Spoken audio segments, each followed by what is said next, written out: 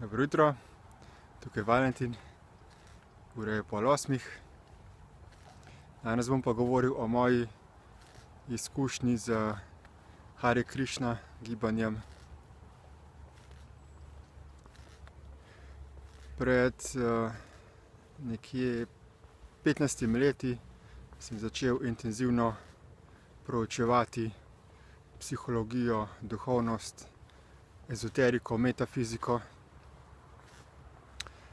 In najprej sem se začel poglabljati v knjige iz knjižnic. Prebral sem vse mogoče, vse, kar je bilo na razpolago. Potem sem tudi začel proučevati, brati sistematično vsa sveta pisma vseh religij, ki so bile dostopne v knjižnicah. In potem sem po nekaj letih branja še želel izkusiti praktične izkušnje. Začel sem hoditi na razne delavnice, predavanja, tabore in se tudi udeleževati verskih obredov različnih religij. In seveda je prišlo tudi obdobje, ko sem se odločil posvetiti proučevanju Hare Krišna gibanja oziroma vedskega izročila. In šel sem v Ljubljano, v tempelj, se tam prijavil, se vpisal na Bhakti šolo, ki sem jo tudi uspešno zaključil. Nisem zelo dolgo časa živel v templju, ampak sem pa prespal nekaj noči. Potem sem pa redno hodil na vikend srečanja, poslušal predavanja, se udeleževal festivalov in potem sem tudi seveda kot goreči navdušenec in privrženec hodil naokoli s tulasijem na glavi, narisanim v dotiju, in razširjal knjige, hodil od vrat do vrat in razširjal literaturo, ki je prevedena v slovenski jezik, kot je Bhagavad Gita, kot je ena izmed temeljnih knjižnih del, Gospodova pesem, v kateri naj bi Bog Krišna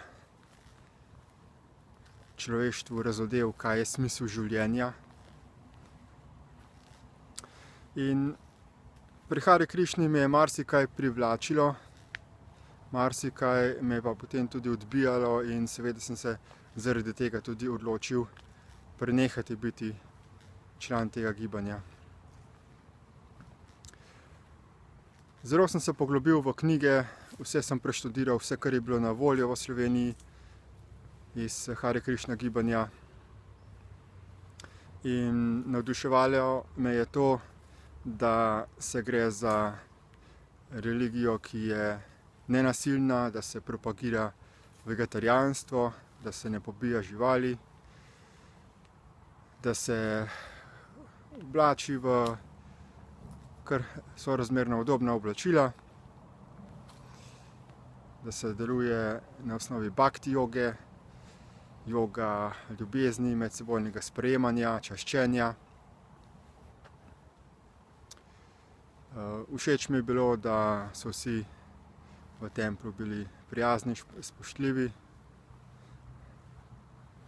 in tudi redno sem mantral, izrekal vsak dan dolge ure Hare Krišna mantro, in potem sem tudi začel čutiti določene energije, določeno sladkost na jeziku. No, kar sem potem opazil, je to, da kljub temu, da sem intenzivno delal ta proces predajanja Krišni mantrov dolge ure na dan, da nisem opazil neke notranje spremembe, ki bi me nekako razsvetlile, ki bi prinesle notranjo transformacijo, spremembe mojih vedenjskih vzorcev. In tudi v templju sem opazil, da je bilo precej ljudi nestrpnih, nerazumevajočih, da se sicer govori praktično, teoretično o tem, kako bi morali živeti v sožitju, v enosti, ampak ni bilo nobene praktične realizacije, praktične aktivnosti. Recimo Hare Krišna gibanja v drugih državah, kot je recimo na Madžarskem, so imeli samooskrbne skupnosti, ker so sami pridelovali hrano, ker so sami skrbeli za vse. Pri nas pa je gibanje že tudi leta in leta, pa obstaja samo tempelj in se samo deli hrano in to je to. Ni nobenega praktičnega zgleda, kako živeti na tem svetu, samo čaščenje in nič drugega. No in potem sem spoznal tudi prakristjane, ločino krščanske skupnosti, ki ima za Sveto pismo Jezusov evangelij, belo knjigo z imenom To je moja beseda Alfa in Omega. In enkrat sem šel z agronomi iz Maribora, smo šli za nekaj kombiji na obisk k njim v Nemčijo. In tam me je navdušilo, da so oni tudi vegetarijanci, podobno kot Hare Krišna gibanje, ampak so praktično živeli in praktično kazali svojim zgledom, kako živeti na tem svetu. Torej, imeli so velika agrarna posestva, kjer se je hrana pridelovala na miroljuben način, torej nastalo je tako imenovano miroljubno poljedelstvo, kjer se ne preganja živali, kjer se hrana se prideluje na ekološki, bio način, celo gradi se zaklonišča za živali, ne preganja se jih iz polj. Ogromno je teh stvari, kjer se na praktičen način spoštuje druga živa bitja in imajo tudi velike predelovalne centre, recimo pekarne, kjer se peče kruh iz kislega testa. In potem imajo tudi naročene, da preko interneta naročiš ta živila in ti jih poštar naslednji dan dostavi. Se pravi, res ta nemška učinkovitost. Pri nas se pa kar stvari nikamor ne premaknejo. Poleg tega pa recimo pri Hare Krišni me je motilo to, da je to enostavno z izročilom, z vedskim izročilom, ki ne bi bil ostanek pretekle zlate dobe, se je tudi prinesla ta indijska kultura in indijska oblačila in indijske navade in običaji in prehrana. In če se to aplicira po vseh lokacijah po celem svetu, je to zelo nepraktično, ker recimo sama indijska oblačila, tam je veliko bolj topleje kot pri nas, se tam obnesejo, pri nas, ker je zima, ker je mraz, pa to nikakor ne. In zakaj bi bilo pomembno, kako se kdo na zunaj oblači, bolj pomembno je praktično življenje tukaj na tem svetu, usklajeno z razvojem znanosti, tehnologije, same znanosti človeške na splošno. In tudi potem, ko je ta glavni vodja, ta guru umrl, ni več nobenega direktnega človeka, ki bi ga nekaj vprašal in bi dobil odgovor.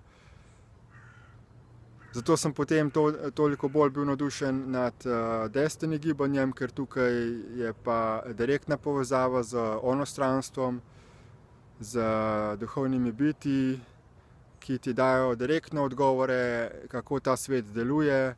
Vse podrobnosti so razložene.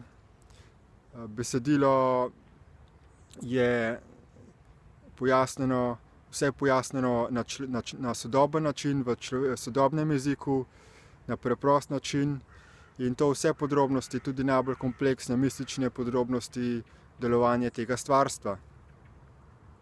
Torej, Hare Krišno spoštujem kot pač ljudi, ki so dobronamerni. Bi jim pa priporočil vse člane Hare Krišna gibanja, da ne proučijo Destiny gibanje, ker Destiny je prihodnost. Vedsko izročilo so ostanki bivše zlate dobe in so